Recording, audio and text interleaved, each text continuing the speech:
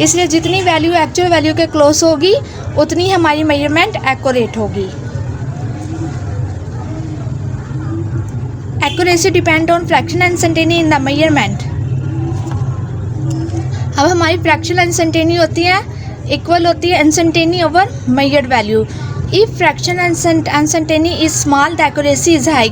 अगर fraction uncertainty अगर ratio of uncertainty over measured value की जो मालूम करके हमारे पास जो वैल्यू आएगी वो स्मॉल होगी तो एक्यूरेसी ज़्यादा होगी, यानी हमारा उतने ही टारगेट के क्लोज हमारी वैल्यू होगी। If fraction uncertainty is large the accuracy is small. मिसाल के तौर पर हमने जो एक रॉड की लेंथ मेजर की है वो 15 सेंटीमीटर प्लस माइनस 0.5 सेंटीमीटर है, तो ये जो हमारी अनसर्टेनिटी है वो 0.5 है। अनसर्टेनिटी ओवर मेजर्ड वैल्यू, ये हमारी मेजर्ड वैल्यू है, ये हमारी अनसर्टेनिटी है। तो uncertainty over measured value, uncertainty हमने 0.5 ऊपर न्यूमरेटर में लिखना है और मेजर्ड वैल्यू जो हमने मेजर की है उसे डिनोमिनेटर में लिखेंगे। इनकी हमने जब रेशियो फाइंड किया तो 0.01, तो इसकी फ्रैक्शन अनसर्टेनिटी स्मॉल आई है तो इसकी एक्यूरेसी ज़्यादा होगी। अब 15 सेंटीमीटर प्लस माइनस 5 सेंटीमीटर, अब हमारी अनसर्टेनिटी 5 सेंटीमीटर है और एक्चुअल वैल्यू 15 सेंटीमीटर है। हमने अपनी अनसर्टेनिटी को न्यूमरेटर में रखना है और डिनोमिनेटर में अपनी मेजर वैल्यू को रखना है।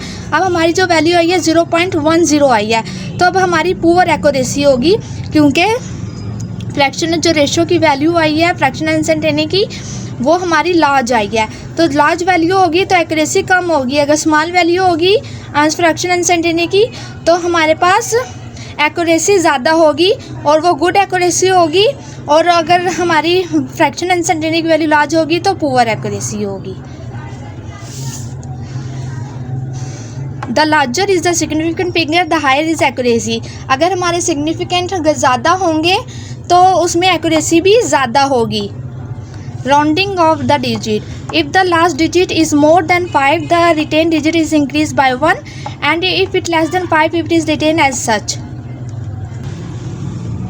अगर हमारी राउंडिंग ऑफ डिजिट में सिग्निफिकेंट फिगर की वैल्यू 5 से ज़्यादा है तो हम उसके जो पीछे वाला डिजिट है उसमें एक वैल्यू इंक्रीज़ कर देंगे, और अगर हमारी लास्ट डिजिट वाला अगर 5 है तो सिग्निफिकेंट का लास्ट डिजिट 5 है तो हम पीछे एक वैल्यू इंक्रीज़ कर देंगे। अगर 5 से कम है तो हम इंक्रीज़ नहीं करेंगे, उसे ऐसे ही रहने देंगे।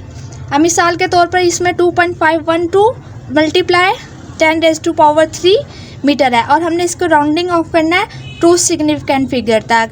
अब हमने इसको 2 सिग्निफिकेंट फिगर तक करना है तो हमने ये पहला सिग्निफिकेंट फिगर या दूसरा सिग्निफिकेंट फिगर, तो 2.5 मल्टीप्लाई 10⁻³ मीटर, ये 2 सिग्निफिकेंट फिगर तक राउंड हो गया।